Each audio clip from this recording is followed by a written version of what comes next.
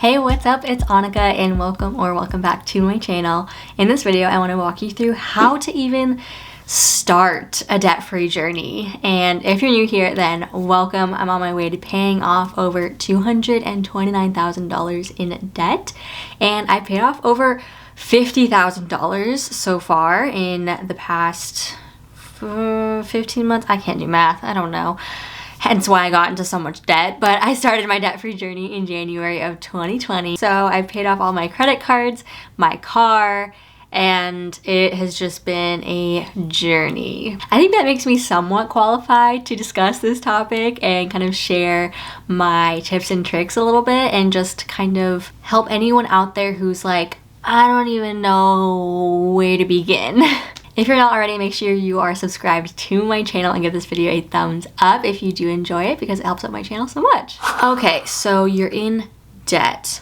Well, I know a lot about being in debt, and I share basically my full story on my channel, and I have a full playlist with all of my debt payoff and debt journey videos if you want to check any more of those out. I do monthly budget with me videos and show you literally exactly how much I'm budgeting for every single category, and not to mention always keeping you updated on how much debt I've paid off. So I do still have about 177K to go, so I still have a long way to go, and my goal is to be debt free by 30. So I'm about to be 25 now, this month in May, which is kind of crazy. So I think I gave myself a realistic goal. So that's a little bit background about me, and I'll kind of talk about a little bit more about my journey throughout this video as well, but just wanted to give you some backstory. But okay, let's jump right in. Starting a debt-free journey. Wow, okay, so I think the very first #1 most important step is calculating how much debt you are actually in, and know exactly where all of your money is. Because when I started my debt-free journey, I had no idea. I literally just didn't even want to look at it. I knew I had a lot of student loan debt, which is a majority of my debt, but I didn't actually add it up. I didn't actually combine all the amounts on my credit cards, because when you see things in smaller amounts on a card here, on a card there, it's oh, it's not that much. Please. Yeah, it ended up being much. So you want to find out how much debt you have. You literally want to see all of your open accounts. I would go look up a free credit score on I don't know, freecreditreport.com. I sound like an ad right now. This is not sponsored, and nothing I mentioned in here is sponsored in any way, but this is just kind of advice that I think would be helpful. Also, I'm not a professional, and this is not advice you need to take, and yeah, I'm just going based off of my own personal experience. But I used to work for Experian. I did an internship for them. I was a data scientist, and I just check there now for all my open accounts and my credit score and all of that. And I actually have amazing credit now, now that I've paid off all my credit card debt. But yeah, so just literally find out where all your money is, where all your loans are. I owed more money to my Target card than I even thought, and I had another credit card that I just forgot about. I had a student loan that I literally forgot about. I was months late to my first payment, and it was a smaller federal student loan that I took out because my private student loans were already maxed out, and I didn't even remember that I did that. And yeah, so seriously, it was such a shit show. So #1, figure out how much debt you have. #2, come up with a plan. So obviously you're watching this video if you are in the stage to kind of get serious about this. Now, I first kind of came up with a plan when I started listening to Dave Ramsey's podcast, listening to other people's finance questions and their debt-free screams and all of that, and kind of starting off with his 7 baby steps. Now, Dave Ramsey isn't for everyone. He's very much an acquired taste, and he's done a lot of controversial things pretty recently, and I'm not exactly vouching for him. But in my experience, that is how I got the ball rolling with paying off my debt. So if you want to look up his steps and just kind of take what you want from it, that's exactly what I did. So the baby step 1, first step is to start an emergency fund. He recommends starting off with $1,000, and that's exactly what I did. So I was the type of person who likes seeing more money in my checking account and not paying off more than minimums of my credit card bills and stuff like that. And so gotta get over that. and I actually ended up having $1,000 kind of spread out between a couple of my accounts, so I had my emergency fund ready to go pretty quickly. Not the case for everyone. I was very lucky. I'm so grateful to have the jobs that I have and be in the situation that I am and have paid off so much debt so far. So once I kind of got over that, made my emergency fund, and then the baby step 2, second step, is to start paying off all your debts using the snowball method. Now, mathematically, you can pay off your debt faster with less money going towards interest if you use what's called the avalanche method. And if these are foreign terms to you, I would highly recommend diving deeper into what a snowball and avalanche method is. But basically, snowball method means you line up all your debts, smallest to largest, by amounts, and then you attack the smallest debt going in order until you pay off all of your debts. Whereas avalanche method is lining up all your debts by highest interest and or highest amount. That can kind of vary depending on like what you are specifically doing, but going by that instead of by lowest amount. So in a nutshell, that's the difference. Mathematically, it's better, quote unquote, to pay off using avalanche because then you get the highest interest and highest balances out of the way. So then again, you're having less money go towards interest and more towards your actual principal amounts for your debt. But psychologically, using the snowball method just gives you those small wins and really gives you good momentum. So personally, I recommend using the snowball method because that's what really helped me succeed, so much so that I was shocked to see how fast I was able to pay off those smaller amounts of debt. Mine lined up with first my 5 credit cards that I had, lined those up smallest to largest, knocked one out. Once I paid off one, I started using that minimum payment towards the next debt. And then again, combining those minimum payments, next debt. And then pretty soon you're snowballing and you have all this money going towards your next debt. And it just, you gain so much momentum. It's so great. And I have more videos talking about my credit card debt and like how I use visuals to pay those off and how that was helpful for me. So if you'd like to check those out, they're on my channel and I'll go ahead and link them above and in the description on my playlist. But deciding which route you want to go in order to pay off your debts will help solidify your plan. Failing to plan is planning to fail. I don't know who said that, but it's always kind of just played in the back of my mind.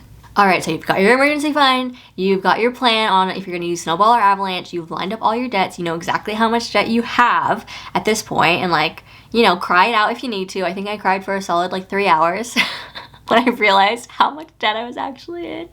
But honestly, once you have the plan in place, you feel so much more empowered, at least I did. And knowing that there are steps that can be taken to alleviate some of this pain already kind of lifted a weight off of my shoulders. And then now, in order to kind of get that plan in motion, you need a budget. Like, you literally need a budget. You've probably heard everyone who talks about finance in general, like rich, poor, paying off debt, or a millionaire, like you literally need a budget. It is the key, and I've said that in so many of my past videos, and it really is the key. It sounds scary and it will take quite a few months to get the hang of it, but once you do, you will feel so much more empowered again, like having control over your money, knowing exactly where every single penny is going, and you'll be shocked at how much you can actually be throwing at your debt. Like, I know I was shocked. Personally, I've used the EveryDollar Budget App, which is by Ramsey Solutions, since I started my debt-free journey. It is a free app, and I do currently have the pro version, but I was using the free version for the first like year of my journey, and I actually really liked that digital format. I've had a lot of recommendations from my viewers who use the You Need a Budget app. I haven't personally tried that yet, but I've been meaning to. I just already had my budgets kind of plugged into the other app, so I do want to do a comparison video between those two. So if you are interested in that, like, let me know and I will be sure to get on that. But also, nothing beats good old pen and paper. Write down your income, subtract your expenses, and make sure you zero out that budget. Zeroing out that budget means every single dollar that comes in is being allocated somewhere. Not necessarily spent, but allocated. So maybe this much goes to savings, this much goes to debt, this much goes to food, you know what I mean? And building that habit of tracking all of your spending. I know a lot of people do cash envelopes And you can kind of look up the cash envelope method. I have not done that because personally, cash is just like fun money to me. Like, ooh, cash, I'm rich. I'm just gonna spend this, and I have no idea how much I'm actually spending, and I'm just like, la la la la, and I can't add 2 + 2. So I personally still use 2 of my credit cards, but I pay them off literally every single week. Like, they do not carry a balance from month to month, even from week to week. Like, I pay those off. I do not use my credit card unless I have that money sitting in the bank right this second. And I put things like subscriptions on there too, like Netflix and all that, so that way I can still be building credit. Because even though, like, Dave Ramsey, for example, hates credit cards and wants people to get rid of them, like, I like getting my airline points, and I like being able to kind of track it as I go, and they have good like fraud protections and things like that, which he has arguments against. But you know what? I'm gonna live my life the way I want to, so I'm gonna keep my 2 credit cards, thank you. But if you know you're someone who's like super irresponsible and can't handle credit cards, then maybe like take them out of your wallet, put them in the freezer for emergencies, and don't get yourself into more debt. You know, well, you may not know yet, but you will figure out what works best for you, and you can modify as you go along. No one says you can't modify as you go along. Like, I change my budget literally every single day. Like, you can be a work in progress. Like, that's totally fine. I know I am. And last but not least, build your community. Subscribe to people who talk about finances and debt. I know that helped me out so much when I was first getting into kind of realizing that there are other people out there in the position that I am in, and feeling so helpless and buried under mountains and mountains of debt. And a year and a half ago, there really weren't many people talking about it, but I've been finding more and more people sharing their finances and their monthly budgets and their debt payoff wins, and people are so supportive, and people want to cheer you on, and people are gonna root for you. And even just seeing other people's journeys as they are able to pay off debt is so amazing. Like, I know I started off with Asia Dang, who did a lot of finance videos and like shared her budgets and her flow charts and all of that. So that was really, really helpful for me. And even joining like Facebook groups, like there are literally Facebook groups for everything, and people will post like, paid off my car, I'm debt free, like, oops, just paid off my house, and all of this stuff that really keeps me motivated. So that's just a must, to kind of surround yourself with people, even if it's digital people, like people on the internet that you've never met. Those people still count. And okay, I lied, that wasn't last but not least, but this one's the last but not least. Know your why. Why are you paying off debt? Why do you want to be out of debt? Why do you want to take control of your finances? You'd think that it'd be so straightforward, like, wasn't that just a thing you should do? But I think you should dive a little bit deeper. Like, what do you want to achieve? Do you want to be able to buy a house, start a family, pay for your kids' college, or just own up to your kind of past financial mistakes? I know that's one of mine. And just be so financially stable and educated that you cannot be trapped into this again. Whatever it is, figure it out, stick to it. But that's all I have for you. I think I rambled on long enough in this video. Don't forget to subscribe to my channel, and I hope you enjoyed this. I hope you took something away from it. Please comment down below if you have any questions for me, or your favorite part or tip that I mentioned that you agree with, maybe you disagree with. I would love to hear it. So go ahead and comment down below. But thank you so much for watching this video, and I'll see you in the next one. Bye.